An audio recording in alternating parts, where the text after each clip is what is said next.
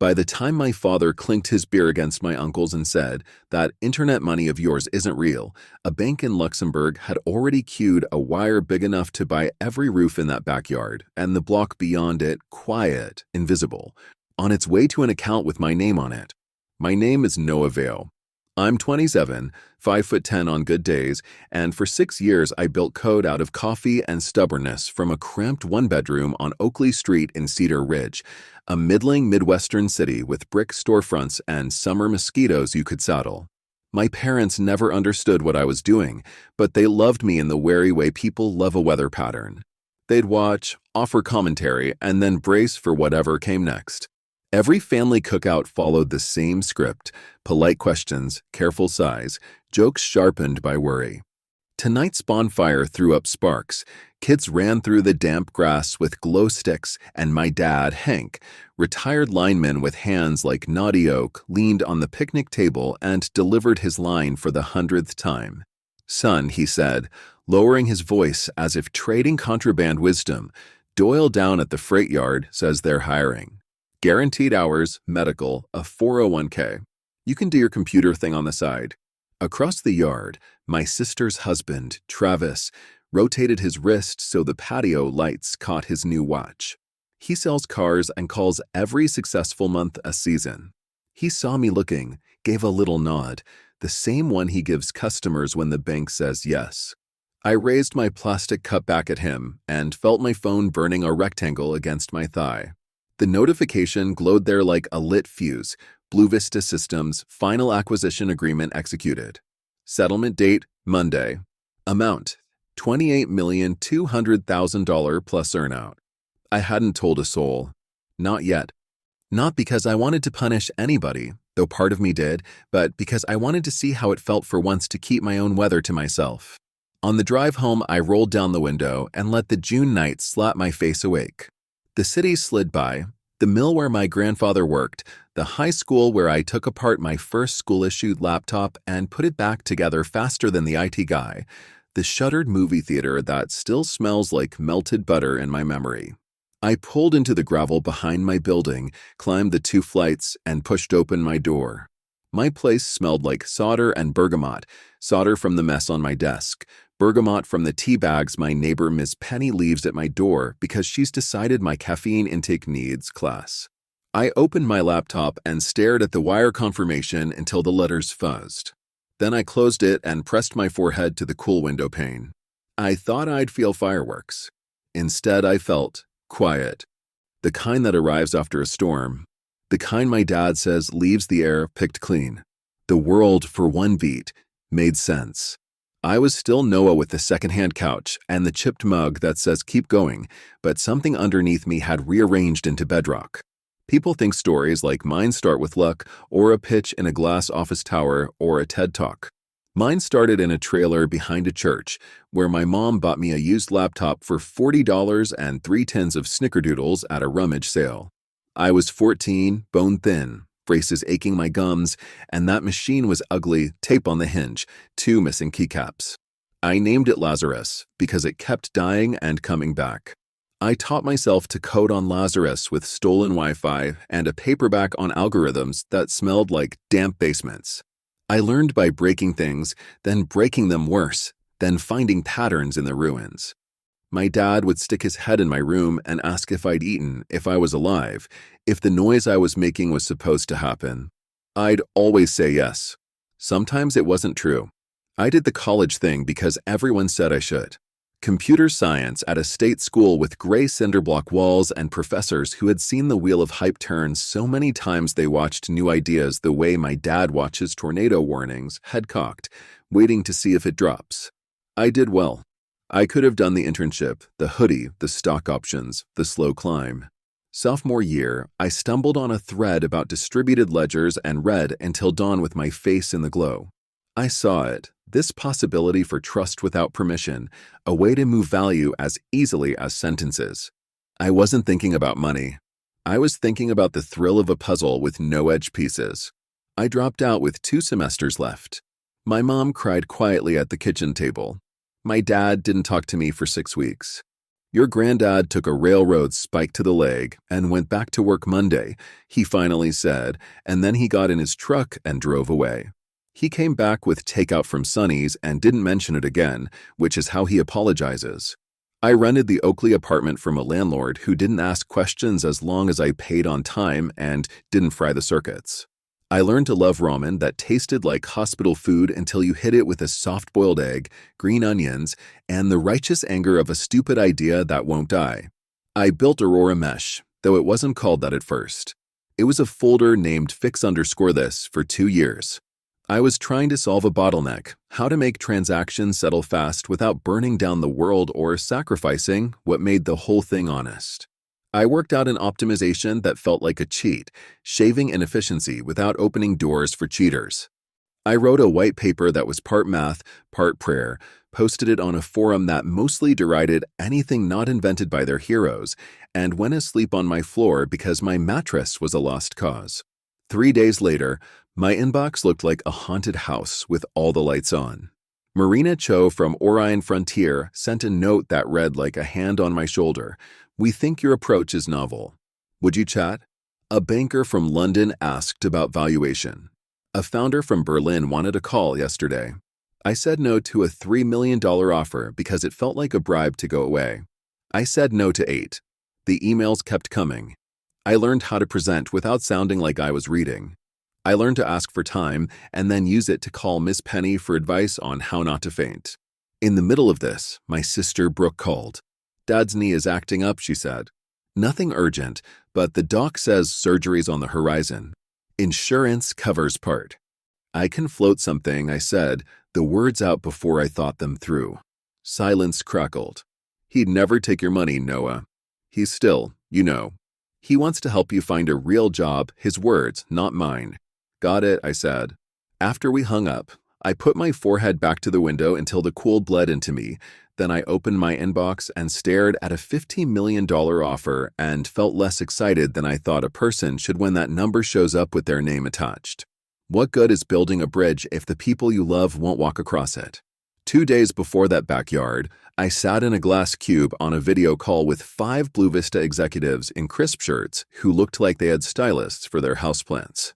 "We're ready to move at velocity," the CEO said, and I fell a little in love with his accent because it made even ridiculous sentences sound like scripture.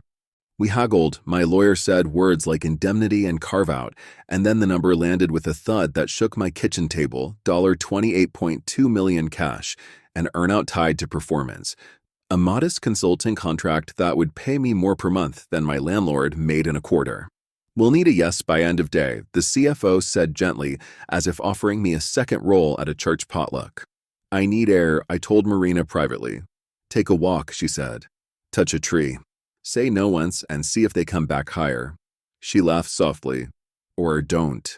You've already wrestled the bear, Noah." I walked my block like it was new, listened to a kid on a scooter imagine himself a race car, watched a dog attempt diplomacy with a squirrel, and thought about the smell of my mom's neck when she hugs me. About the way my dad crinkles his eyes when he's trying not to smile. An hour later, I signed. I expected triumph. I felt quiet. I let it be enough. I didn't plan revenge. I planned something smaller and, to me, sharper. My family's problem with me wasn't greed or meanness. It was distance. They couldn't see the contours of what I was building, so they told jokes and offered forklift gigs. Fine. If they didn't trust my map, I hand them blankets for the cold while we all figured things out. No speeches, no "I told you so," no screenshot of a wire with "How's this for fake money" in the caption. Just help, precise and invisible, like good code. I met a wealth advisor in a quiet office above a bakery that smelled like sugar and warm metal. Her name was Rhea Dalton, and she had the kind of calm people cultivate on purpose. "Most new millionaires want Ferraris and to fix everyone in their phone," she said, scanning my notes. "Your plan is generosity with an air gap." "I like it. I want to keep my apartment," I said. "I want to sleep. I want my mom to never cut pills in half again to stretch a prescription. I want my dad's surgery done by the person his surgeon would choose. We'll build privacy walls," she said, drawing boxes. "Anonymous family fund for medical emergencies. A scholarship program with parameters that seem general but are, in practice, tailored to specific people you love. A community foundation to handle disbursements to, say, a farm preservation effort with a very particular plot number. I laughed. You're terrifying. She smiled. Competence looks like that from far away. We set up the Vale Family Wellbeing Fund with a board of exactly 2, Rhea, and a retired social worker with a spine of granite. We endowed a River STEM Access scholarship for middle school orthodontia because apparently, if you name it technically right, no one asks who cared enough to constrain it that way. We created the Riverbend Heritage Grant for Land under continuous family stewardship for more than 3 decades, a category that exactly 1 farm in 3 counties met, my grandparents' homestead, 2 hours north.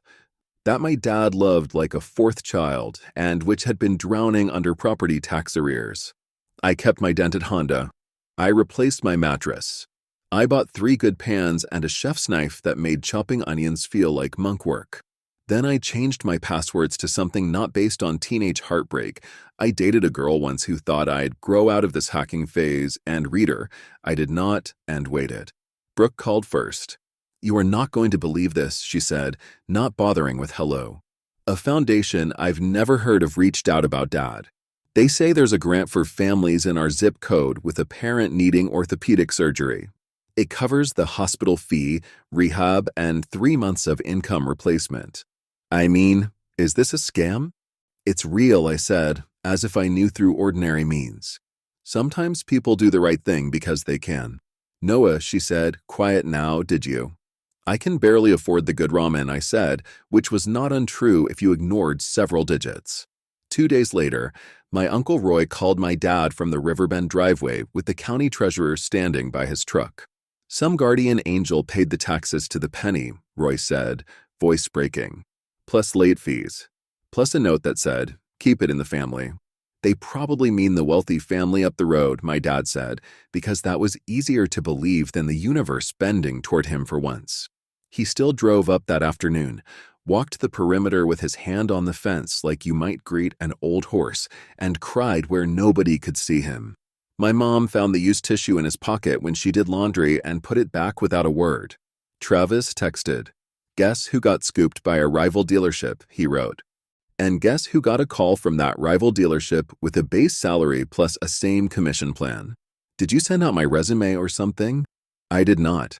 I did have coffee with the rival's owner last month to talk about software for inventory tracking and mentioned, entirely by accident, that their sales floor had a vacuum in the shape of my brother-in-law with a circle of clients who buy cars as at their subscription boxes. You should meet him, I'd said, and left it there. The night the tax news hit, our family gathered in my parents' yard with a sheet cake that said Riverbend Forever in blue icing and a cooler of canned beer sweating itself slim. My dad, who doesn't like microphones unless he's telling people to get off his roof during storms, tapped a fork against a mason jar. I don't know who's out there, he said, aiming his voice up like the benefactor was hiding in the maple, but I owe you more than money. Aunt Deb said maybe it was the Smith boy who made good in Chicago. Brooke floated the theory of a Woohoo Wednesday radio station doing surprises. Travis nodded like a detective on his 7th suspect. My dad looked at me and grinned, and for once the grin didn't carry an edge. Not you, he said, chuckling. Your internet dollars would just vanish if it rained. It landed like a joke, and I laughed with the others. Also, I let it sting. Rhea had warned me about this part. Anonymous grace feels noble until the people you love misassign the miracle, and you can't tug the credit back without tearing the cloth. I ate cake. I washed plates. I walked home under a sky so wide it made my thoughts small. Blue Vista integrated Aurora Mesh faster than we'd predicted. My optimization behaved in the wild like it had behaved in my head. Settlement times dropped. Fees relaxed. Their users stopped swearing at their screens. Marina called to say the earn-out bar had moved and I'd just tripped it like a kid on Christmas morning sliding into the bottom stair with a bow on my head. My net worth jumped in an afternoon while I was eating dumplings in socks, and I stared at the ceiling until my eyes watered because it was too bright. I paid the hospital directly on my dad's account and used the foundation to book him a rehab slot with a therapist who's famous in 3 states for getting linemen back on ladders before their wives can confiscate their boots. My mom invited me for Sunday pot roast. "Your father wants to talk to you," she said in her careful voice that makes everything sound like a non-emergency. When I got there, the house shined. My dad had shaved. My mom had set the good plates.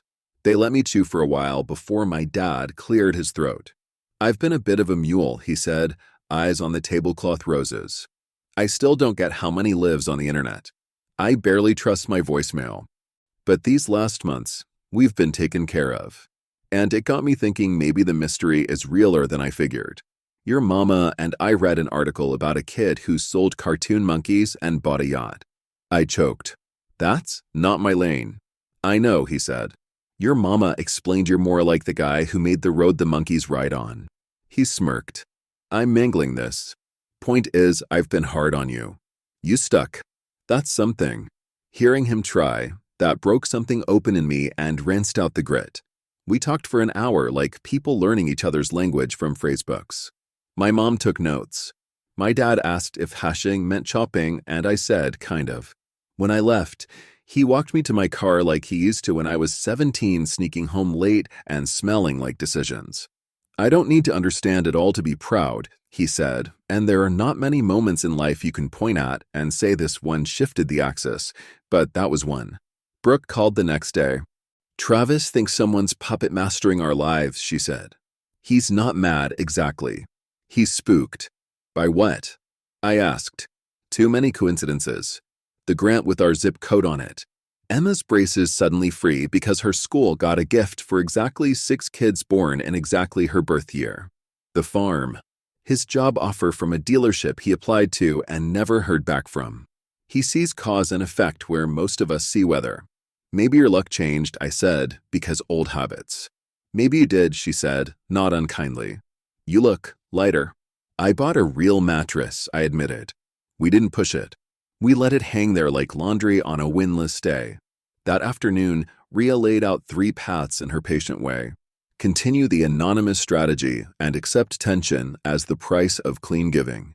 Tell the truth to everyone and brace for outcomes, gratitude, resentment, opportunism, grace. Or choose an inner circle, one person who can carry the knowledge without making it their costume. I asked myself a question that Rhea insisted mattered more than all the spreadsheets. Who do you want to be in the remembering? The braggart? The ghost? The son who trusted his sister with the center? I texted Brooke and asked to meet at Cinder, the coffee place that smells like toast and pencil shavings in a way that makes your stomach happy. She arrived in a sundress with her hair up and her eyes taking my measure the way big sisters do. "You're freaking me out," she said, sitting. "If you got someone pregnant, I swear I slid a folder across the table because apparently I live inside a movie cliché now." She opened it, then looked up so the lights caught the water in her eyes. "For Emma's education," she whispered. "This is Noah. It's not even the big thing," I said. "It's interest.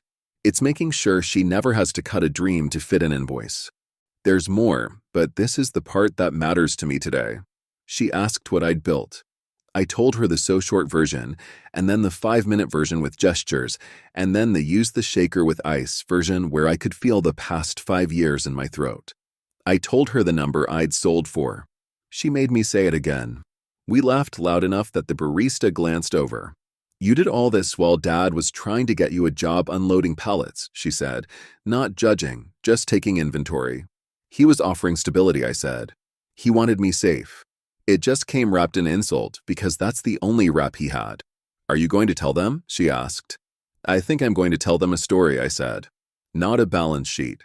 I want them to understand what I chose and why before they know what it yielded. I don't want to be a number to them." Brooke helped me soften the runway.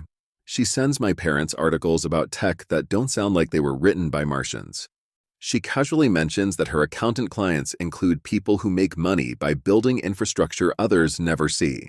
She invites Travis to ask me his questions, and he does, and when I answer, he does something I've never seen him do. He listens without lining up a rebuttal behind his teeth. 2 weeks later, Emma's middle school emails families about career day.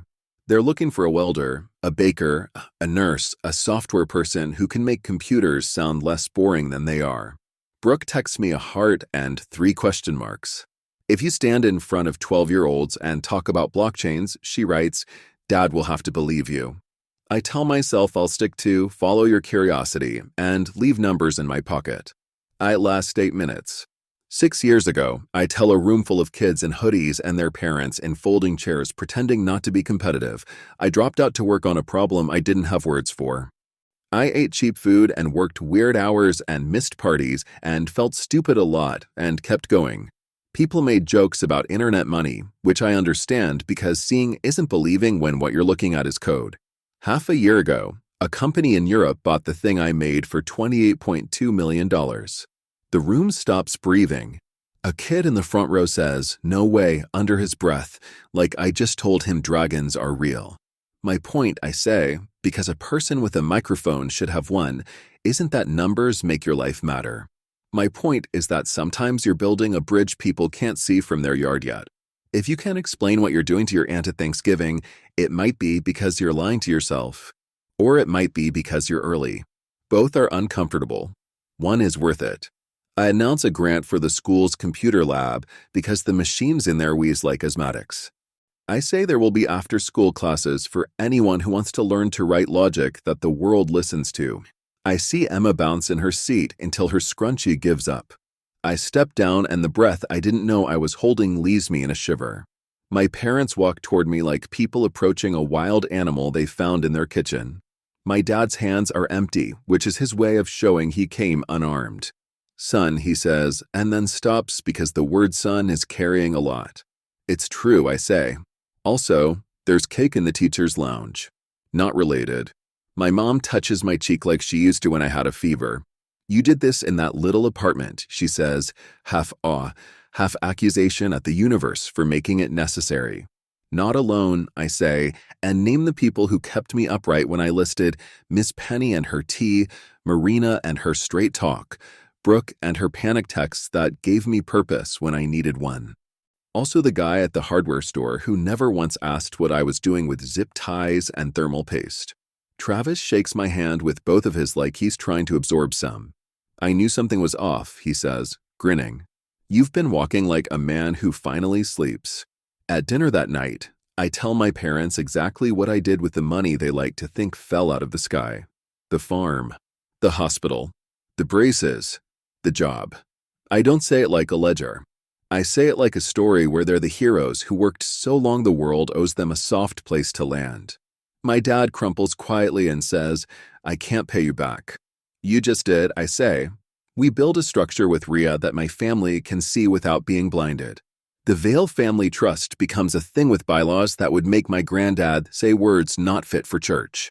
It pays for my parents to move into a one-story with a porch my mom immediately fills with plants and my dad immediately measures for a porch swing. It funds a grant at the community college for veterans learning to code at 45 because the guy down the block tells me he wants to, but the tuition makes his stomach hurt. It seeds a fund for our volunteer fire department after their roof caves in during a storm named after a saint who was apparently mad at cedar shingles. I keep some for myself without shame and with boundaries. I don't buy a mansion. I do buy a washer-dryer, so I stop hunting for quarters like a raccoon. I hire a therapist who helps me learn what to do with praise without flinching. I find a dog at the shelter whose tag says Finn because when I say it, he looks at me like we're already in agreement. He sits under my desk while I write code for Blue Vista and chases shadows at 3 in the afternoon like it's his job. I learned to cook fish without apologizing to it. I call my grandpa's best friend, Earl, and let him teach me to whittle because my brain needs something besides rustling numbers to call real. People change around money. They expand, they contract, they reveal their wiring. Aunt Deb asks for help with a small business idea that is a pyramid scheme with lipstick, and I say no and we both survive it. A cousin I haven't spoken to since he posted a video of himself shotgunning a beer at my 18th birthday texts to ask if I want to invest in his sustainable rave, and I say I'll pass because the words sustainable and rave should not live together. Mostly, though, people surprise me in gentler directions. Travis starts a savings account for the first time because he can see a future now. My mom buys puzzles with too many pieces because she can leave them out without worrying about clearing the table for bills. My dad buys a book called The Basics of Blockchain and gets to the page where they define distributed consensus and brings me coffee because he knows when to stop. The town changes a little, too. The farm hosts a harvest dinner and people say grace over corn on the cob like it's a sacrament. The school's computer lab gleams with machines that make noises like potential. Miss Penny and her church ladies show up with brownies the first day and sit in the back of class with their hands folded, then stay after to learn how to send emails that don't say from, NO subject. It's never too late, Miss Penny tells the 7th graders, stabbing her finger at the screen like she's picking a fight. Ask me who learned to copy-paste at 72. I take on consulting work in slices because I finally can say no without picturing my pantry empty. Marina introduces me to a team-building financial rails for migrant workers who send money home in envelopes that get lighter on the way. I help make it so their kids wake up to transfers instead of IRUs. Ria scolds me gently when I forget to invoice, and then does it for me because she is both friend and professional conscience. Blue Vista flies me to Lisbon to speak on a panel about ethics and throughput, and I wear a blazer that fits because Brooke marched me to a store where 3 salespeople spoke to me like I'd been dressing myself wrong on purpose, and they were here to absolve me. Brooke launches her own accounting firm and hangs a shingle that says Vale and Amp. Vale because when she asked if she could borrow the name, I said it was hers anyway. She specializes in folks like us, people with windfalls who don't want to raise a golden calf. And she's so good at telling hard truths gently that older men who have never taken advice from anyone without a tie find themselves saying thank you to a 30-year-old in flats. Emma writes code that makes her math teacher cry. Travis teaches a workshop at the dealership on recognizing predatory loans and loses a sale because of it and doesn't regret it a minute. One morning, my dad calls to ask if I can come by. He's in the garage with the door open, the early light making sawdust look like a galaxy. He sits on a cooler because the stools make his knee ache if he stays too long. I thought I was angry at you, he says, looking at the pegboard like it owes him money. I was afraid. I didn't recognize the thing you were building, and when I don't recognize a thing, I try to make it familiar. That's what all the real job talk was. I wanted to see you safe in a world I understand. I did the same to you, I say. I wanted you to see what I saw. I made fun of freight yards in my head like a snot. He laughs, surprised. You did, didn't you? He picks up a screwdriver, sets it down. You know what the secret of this whole life is, kid? If somebody you love is doing a dangerous good thing, you go watch their back while they do it, and then you bring them water. Mom's been doing that forever, I say. He nods. Your mom is the foreman of this family. I've been the guy on the roof shouting. I like being both sometimes. A month later, he shows up at my apartment with a laptop the color of an airport waiting area and asks me to install a wallet. He writes his seed phrase in a spiral notebook with the care of a man documenting birth weights. Don't tell your mother, he says, like he's buying a motorcycle. She'll want to know if she should buy, what's it called, Ether? She should, I say, but only what she can afford to never look at again. He nods, like the ceramic pig full of quarters on top of the fridge. I help Miss Penny set up a password manager, and she kisses my cheek and says she's taking Finn for a walk. She returns him smelling like a bakery and happiness. I get a text from Marina. Another company wants my brain for an hour at triple my rate because apparently time's value is a function of other people's calendars. I put my phone face down on the porch railing and listen to my neighbors argue about tomato varieties and a child sing song through the alphabet wrong on purpose. There will be time to answer tomorrow. For once, my life does not feel like a series of alarms I'm always too late to reach. There's a moment, quiet, ordinary, almost nothing, where my mom is showing Emma how to set up two-factor authentication and my dad is reading an article about decentralized ride-sharing out loud like he's narrating a horse race and Brooke is calculating a client's quarterly taxes at the picnic table and Travis is watching a YouTube tutorial on how to weld and I'm slicing a peach over the sink and I know in my chest like a name that this is the revenge I wanted without knowing it. Not the swipe back, not the speech, not the check. This. A world in which the people who laughed because they were afraid can look at the thing that scared them and say, oh, it's made of us, One final ripple, because life is generous with epilogues if you listen for them. Blue Vista asks if they can name a new internal initiative after Aurora Mesh. I say sure, and then propose something instead. A fellowship for kids in cities like ours who have ideas shaped like keys, but no locks to try them in.